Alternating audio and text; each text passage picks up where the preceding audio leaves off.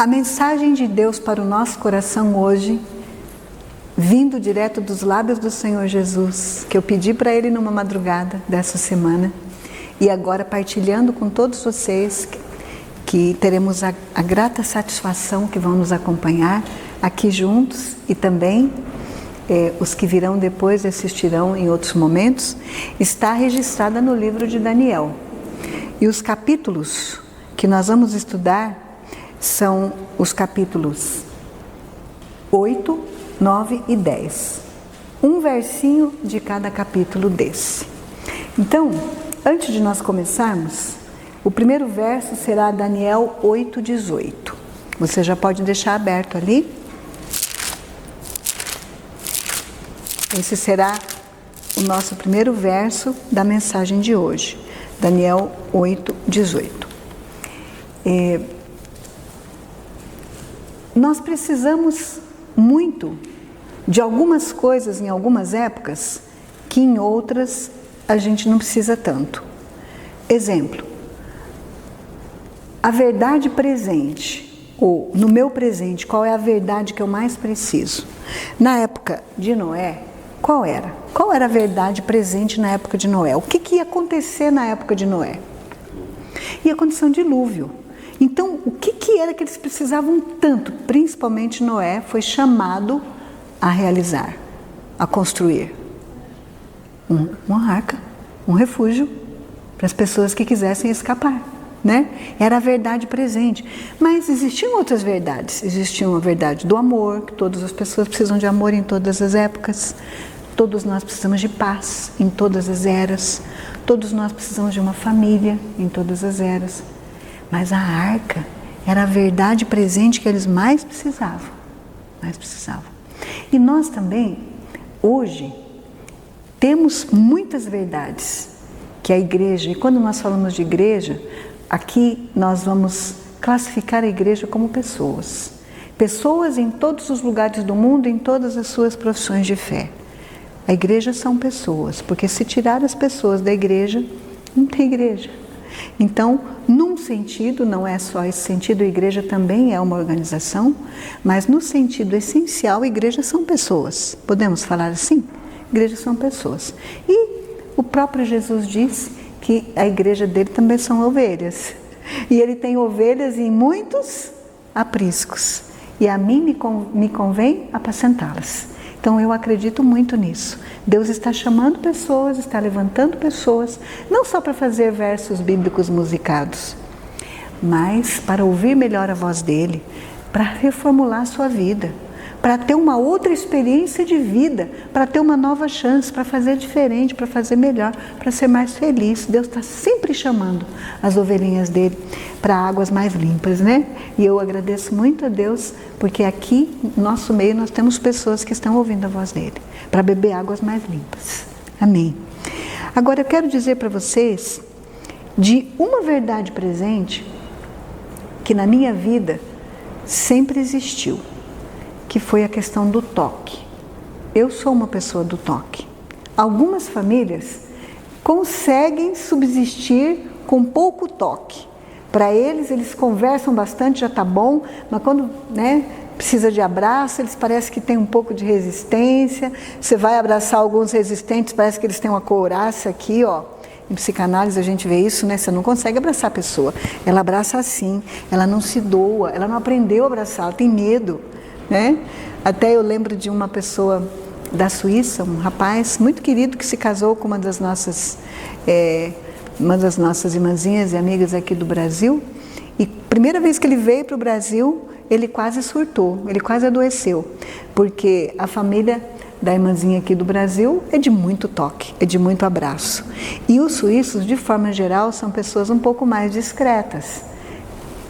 O toque é algo reservado só para aqueles muito íntimos. E mesmo entre eles tem uma reserva, né? E nesse primeiro encontro da família, teve muitos abraços. E ele foi ficando vermelho, da cor da sua camisa. Ela que me contou isso. Foi ficando vermelho, foi ficando assustado, e aí chegou para ela e falou: eu posso ir para o quarto um pouquinho? Eu não estou dando conta de participar de tudo isso aqui. É muito para minha cabeça. Eu nunca recebi tanto abraço, nunca ninguém me tocou tanto. Eu posso sair um pouquinho para tentar me refazer? Então ele teve essa percepção, né? Ele não ficou bravo, não ficou mal-humorado, ele percebeu que era um problema dele. Como é bom quando a gente percebe que o problema é nosso, não é dos outros, né? Então ele pediu para dar uma saidinha, para ele poder respirar. Calma, não machuca, não dói, é o jeito deles, e você casou com ela, você vai ter que aprender a abraçar. Então eu sempre valorizei muito o toque.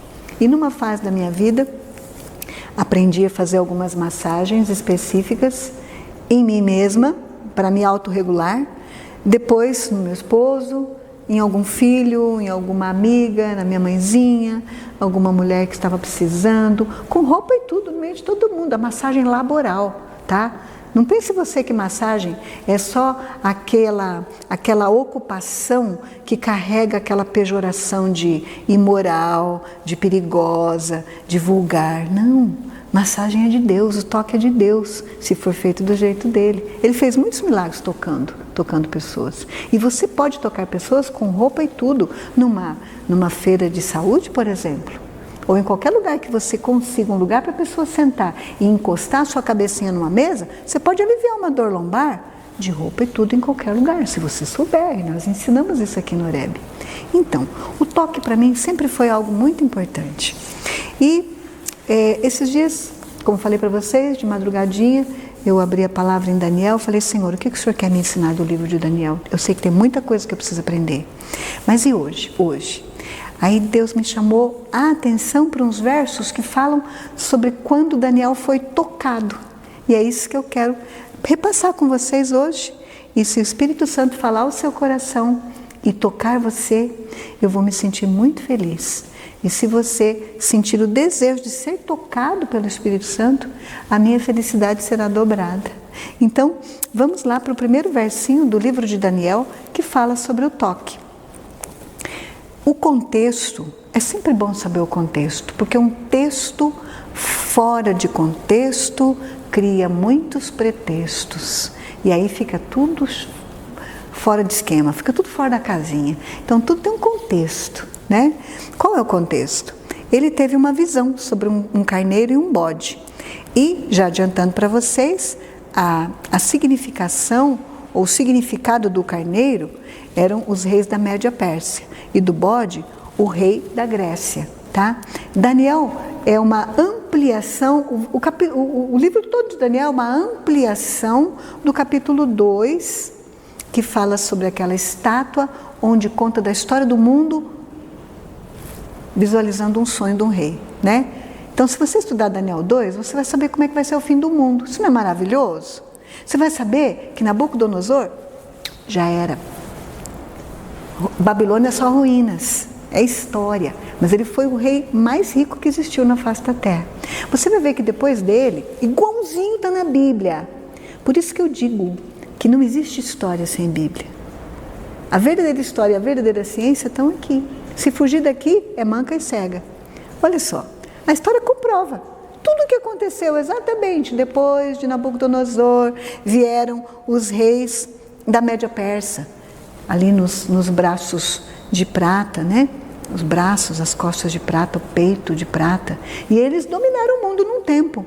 E depois disso vieram a Grécia, veio a Grécia, simbolizada pelo ventre e os quadris de bronze. E depois disso vieram os romanos, simbolizados pelas pernas de ferro. E nós, onde é que nós estamos? Nós estamos ali nos pés. Né? Barro misturado com ferro. Hoje não tem só um rei mandando no mundo todo, cada país tem seu governador. A gente sabe, né, por trás ali dos bastidores, que existem os dominadores deste mundo mal em forma de homem, sim, tem, né? E os dominadores desse mundo mal, que são espirituais. Mas não existe um rei só mais, né? Então, essa história aí é assunto para a gente conversar num outro momento, mostrando a estátua, que depois só falta a pedra, que é a volta de Jesus. Nós estamos nesse tempo aí, nós estamos nos pés, esperando a volta de Jesus. Por isso que Deus está chamando vocês, né? Para simplificarem a vida. De repente, para sair de um lugar que não está te fazendo bem espiritualmente, pode até ser perto da sua família. De repente, para para fazer uma transição de carreira, mudar de trabalho, conseguir trabalhar com outras coisas, mudar o pensamento, parar de pensar tanto em aquisições, que o ladrão rouba e a ferrugem corrói, tem outras coisas mais importantes. Por isso que Deus está te chamando, porque só está faltando a pedra e a pedra volta dele. E outra, volta de Jesus também não está atrelado só a sinais, né? E a profecia. Volta de Jesus está atrelado ao nosso tempo de vida. E você sabe até quando você vai viver? Eu não sei. Se eu morrer hoje, se eu morrer depois que eu terminar essa preleção aqui com vocês, eu não gostaria, Deus. Mas se acontecer, para mim Jesus já voltou. Não tem mais conserto para a minha vida. O que tinha que ser já foi. Então, o que eu tiver que consertar, eu tenho que consertar em vida. Por isso que o apelo para preparar-se para encontrar-se com o seu Deus, com a volta de Jesus, é para todos, né? É para todos, não é só por conta de sinais ou interpretação de profecia. É tempo de vida. E eu não sei até quando eu vou viver. Então, mas esse é um assunto para um outro momento muito gostoso que a gente ainda vai ter. No capítulo 8, Deus continuou a mostrar para Daniel o que seria no futuro.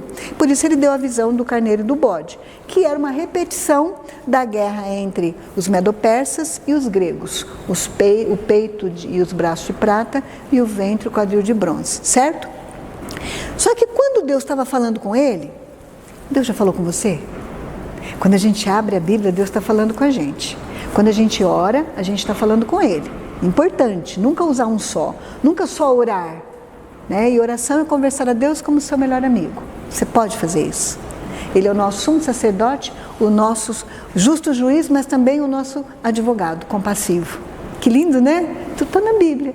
Então, a gente aprende isso no santuário. E aí? Quando Deus falou com você, você ficou fraco? Teve um dia que eu fiquei muito fraca, quando Deus me pediu uma coisa e eu não quis fazer. Ele me pediu e eu falei, não vou fazer isso. Estou cansada de fazer isso e ser ridicularizada, e ser desprezada. E ninguém me dá atenção. Eu não vou orar dessa forma. Aí Deus falou, você vai. E eu não conseguia dormir.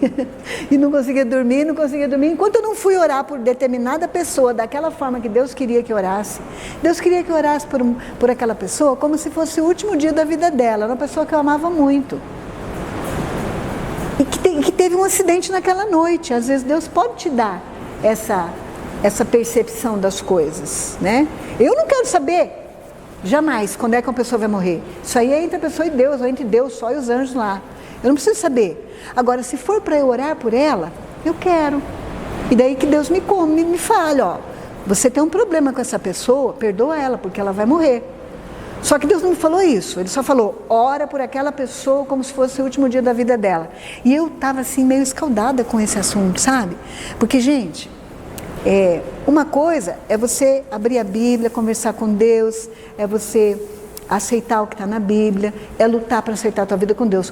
Outra é você ser chamado para orar por alguém de forma específica, com aquela urgência. Você fica com medo, será que é Deus mesmo que está pedindo de mim? Será que não é o meu cansaço que está me fazendo imaginar coisas? Então a gente tem que estar assim, muito, muito, muito junto com Deus para poder fazer o que Ele pede sem medo. E eu estava num momento de muito cansaço na minha vida, com muitas lutas. Mas enfim, eu não dormia, né? E eu queria dormir. Então eu fui para o banheiro, saí da minha cama, fui para o banheiro, me ajoelhei. E eu tremia tanto, e o suor caía pelo meu pijama, que molhava meu joelho balançava no azulejo do banheiro, lá na minha casa verde, lá no Paraná, onde eu criei meus filhos. 30 anos a gente morou lá, né? Sabe, gente, eu me senti fraca, sem nenhuma força. E quando eu leio esse verso, eu lembro dessa época aí. Por quê? O versinho 18 de Daniel 8 fala, olha... Bom, eu só quero ler o finalzinho do versinho 17.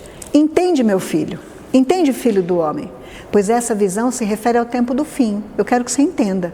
E aí o 18, falava ele comigo quando eu caí sem sentidos. Olha, eu não caí sem sentidos, porque eu não ouvi uma voz audível e não tive uma visão como Daniel teve. Eu acho que ele foi muito pior. Eu só ouvi dentro ali da minha mente que eu tinha que fazer determinada oração por determinada pessoa. E que eu tinha que acertar minha vida com ela, que eu tinha que perdoar ela. E tinha que pedir perdão a Deus pelo que ela tinha me feito também. Enfim, acertar a vida com as pessoas. Mas não falou que ela ia morrer. Só falou como se fosse uma urgência. Com Daniel foi muito pior. Deus falou com ele e mostrou as visões. Ele ouviu a voz e viu as coisas, né? E olha, viu as cenas. Eu caí sem sentidos, Daniel, rosto em terra. Ele, porém, ele quem? Esse que falava com ele. Dessa visão aqui, que era o próprio anjo, né? Gabriel, ó, versinho 16. Gabriel vai lá e faz Daniel entender essa visão. O anjo Gabriel veio, o próprio anjo, ó. Ele, porém, quem ele? O anjo Gabriel. Ele me tocou, me pôs em pé no lugar onde eu me achava e disse: eu vou te explicar essa visão. Eis que te farei saber o que há de acontecer no último tempo de ira, porque essa visão se refere ao tempo do fim, tá bom? Mas olha aqui, vamos nos concentrar, não sei como é que está na tua Bíblia aí, na minha tá. Ele, porém, me tocou. Na sua Bíblia tem esse verbo tocar? Tem? Ai, que ótimo, que bom. Ele me tocou. Então, o primeiro verso sobre toque, que era a verdade presente, da que Daniel precisava? Precisava de um toque, precisava se levantar, precisava acreditar que era Deus mesmo que estava falando com ele e que ele precisava acreditar que Gabriel iria ali fortalecê-lo, né? E me pôs em pé no lugar onde eu me achava. Ele caiu e o anjo o levantou. Quantas vezes você já caiu e Deus já te levantou? Ele tem preparado para você muitas outras vezes que você acha que não vai aguentar. E Ele vai te colocar novamente de pé e vai te explicar aquilo que você não está entendendo. E vai te dar forças para viver aquilo que você não está entendendo. Então, esse foi o primeiro toque. Daniel 8:18. Primeiro toque que Daniel recebeu. Era a verdade presente na vida dele. Ele precisava desse toque, certo? Foi o primeiro toque, olha. É o toque da renovação dos sentidos e renovação da fala. Ele perdeu os sentidos. Daniel 8:18. Ele caiu e perdeu os sentidos. Deus um dia também pode te tocar para devolver os teus sentidos, para você sentir do jeito que tem, do jeito que precisa, para você reagir do jeito que precisa naquele momento. Porque Ele fez com Daniel, Ele pode fazer para a gente também, né? Foi o primeiro toque. Agora, o segundo toque, vamos lá em Daniel 9:21. Então, o primeiro toque é para restabelecer a renovação do seu sentido e da sua fala. Agora, Daniel 9, no capítulo 21.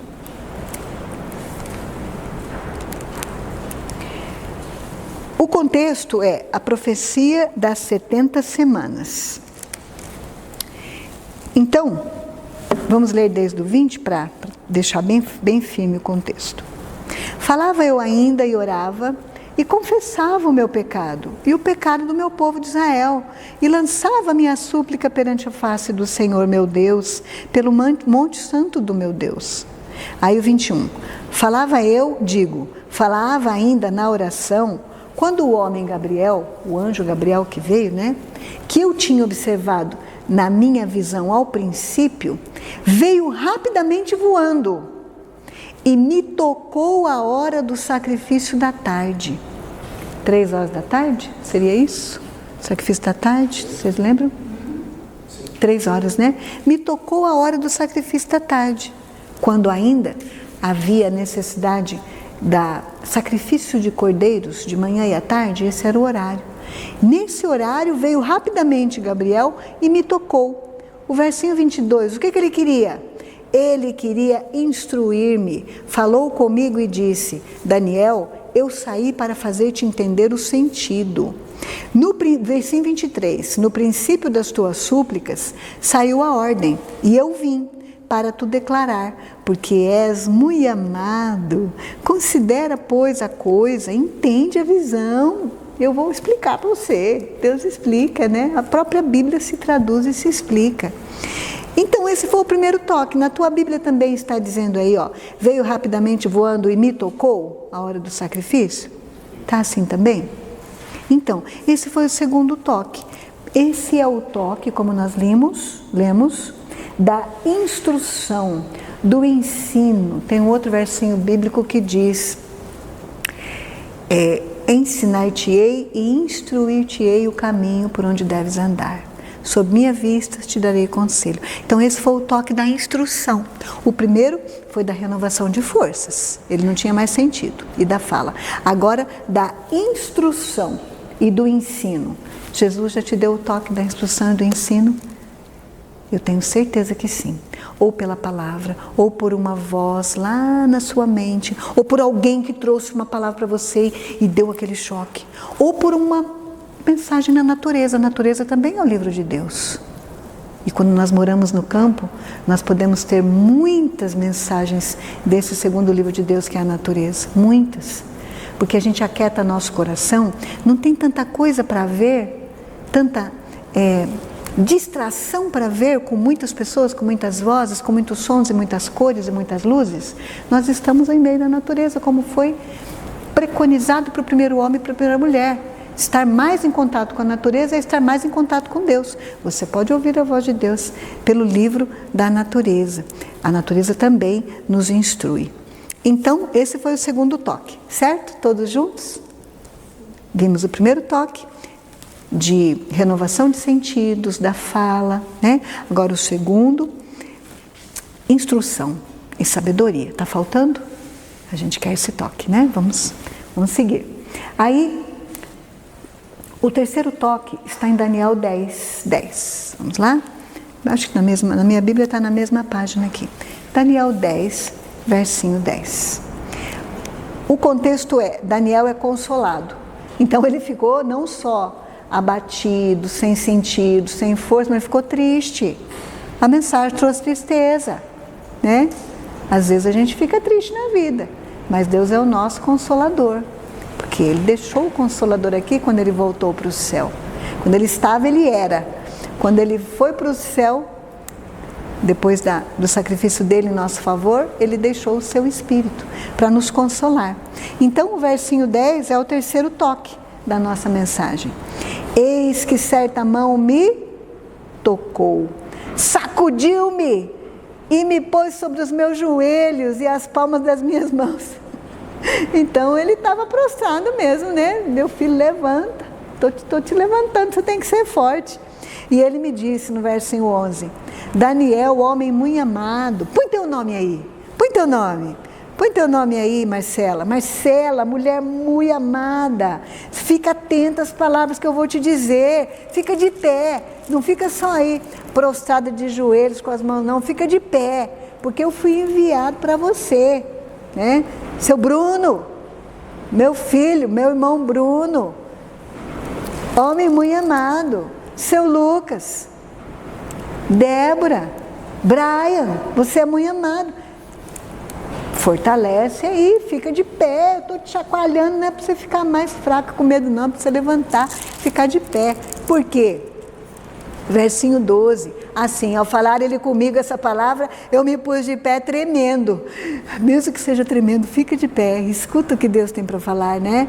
E ele me disse, não temas, Daniel, porque desde o primeiro dia em que aplicaste o coração a compreender e a humilhar-te perante o teu Deus, foram ouvidas as tuas palavras, e por causa das tuas palavras é que eu vim. Olha, gente, você está conversando com Deus, está pondo as tuas palavras humildes, as tuas palavras de arrependimento e confissão diante de Deus, por causa das tuas palavras ele vai mandar um anjo para poder te ajudar no momento que você está precisando, a tua verdade presente, né? É promessa, está aqui. Agora eu vim para fazer você entender o que vai suceder ao teu povo nos últimos dias. Porque essa visão se refere aos dias distantes, mas eu quero te contar, para você deixar escrito para quem? Para nós. Que lindo, né? Deus não nos deixa nas trevas. Então, esse foi o terceiro toque. É o toque do consolo, é o toque da garantia do amor. Com amor eterno eu te amei. Que foi o que a gente cantou hoje, né? Vamos cantar? Com amor eterno eu te amei. Com amor eterno eu te amei. Por isso com benignidade te atraí. Te atraí. Foi o toque do conforto e da renovação, da garantia do amor. Agora vamos para o quarto toque. Daniel 10:16, mesmo capítulo, versinho 16. Vamos ler desde o 15. Ao falar ele comigo essas palavras, dirigiu o olhar para a terra e calei. E eis que uma como semelhança dos filhos dos homens me tocou os lábios. Então eu passei a falar e disse àquele que estava diante de mim: meu Senhor, por causa da visão me sobrevieram dores, e não me ficou força nenhuma. Está parecendo Jeremias, profeta chorão, mas ele devia estar bem fraquinho mesmo, né? Como, pois, pode o servo do meu Senhor falar com meu Senhor? Porque quanto a mim, não me resta já força alguma, nem fôlego ficou em mim. Então aí vem o último toque. Esse foi o quarto toque. A fala dos argumentos humanos. Não posso, Deus, o que o Senhor está pedindo é muito difícil. O que a minha família vai pensar de mim? Minha mulher não vai querer ir junto comigo. Meu marido não vai aceitar isso. Meus filhos não vão aceitar. O que vão pensar meus amigos se eu mudar dessa forma? Não posso. Aí são os nossos argumentos. É o toque dos lábios para você falar o que é certo, inclusive para você, né? E no fim, quando ele reclamou tanto, veio o último e quinto toque que nós vamos estudar. É Daniel 10:18. Depois da lamúria dele, né? Então me tornou a tocar aquele semelhante a um homem e me fortaleceu e disse: não temas, homem muito amado. Está falando para você, põe seu nome aí. Paz seja contigo, ser forte 2 vezes. Ao falar ele comigo, fiquei fortalecido e disse: fala, meu Senhor, pois me fortaleceste. Que lindo! Você já foi fortalecido pela fala do Senhor? Então, o último toque aqui da nossa reflexão a respeito dos toques de Deus no livro de Daniel e na pessoa de Daniel é um toque de fortalecimento, de confirmar o amor mais uma vez, de dar paz, de encorajar, de fortalecer. Seja forte 2 vezes. Em nome de Jesus, eu desejo que você peça para Ele qual que é a verdade presente para a tua vida, sabe? Falando para você que é de outra denominação, e falando para você que é adventista do sétimo dia também, falando para você que não tem igreja, que não tem nenhuma fé, que gosta de várias igrejas, porque existem pessoas que gostam de várias igrejas, porque para elas ainda não chegou o momento de perceber o que conflita uma com a outra. Ela tem amigos em todas, ela vai em todas. No nosso curso de capelania a gente fala isso. Gente, nós precisamos entender o que a pessoa precisa espiritualmente. Às vezes ela está nessa fase aí e está tudo bem. Ela só não pode ficar assim para o resto da vida, ela tem que resolver o que ela quer seguir, né? Então, a gente encontra pessoas assim. Se é o teu caso, eu quero te dizer que Deus te considera como uma ovelhinha dele. E ele prometeu no livro de João que ele tem muitas ovelhas em outros apriscos. E ele vai te buscar, onde você estiver. Não seja uma ovelha rebelde não, tá? Então, mas no meio dos adventistas existe uma expressão que se chama verdade presente. Então, às vezes até acontece uma divisão. Aqueles lá são da verdade presente, aqueles outros não. Agora você já sabe o que é verdade presente. Há muitas verdades que todos nós precisamos a vida inteira. Mas existem verdades presentes específicas para épocas específicas da nossa vida. Nós comentamos que a verdade presente para Noé era fazer uma arca. Era fazer uma arca. Não era usar máscaras por causa da pandemia, era fazer a arca, né? A verdade presente para quando Moisés precisava receber uma mensagem de fortalecimento de Deus naquela sarça ardente, tira a sandália dos seus pés e me ouve, eu quero falar com você. Era a verdade presente para ele, né? Então, o meu apelo é que você considere qual é a verdade presente para a sua vida agora, que Deus chama você a enfrentar e ser forte e corajoso e receber pelo menos 5 toques da parte de Deus. Então, que o Senhor Jesus te fortaleça, te abençoe no estudo da palavra, porque esse aqui é o maná para a nossa vida. Nesse tempo com tantas dificuldades, a palavra é o maná vivo, é o alimento que eu preciso, não negligencie o estudo da palavra. E ele fala com você aqui, e você fala com ele quando? Pela oração, sempre juntinho, estudo da palavra com oração. Não negligencie, não passe um dia sem ler a sua Bíblia. Você já tem Bíblia? Se você não tem, procura ter. E se você não tem condição de ter, uma peça que Deus vai te dar.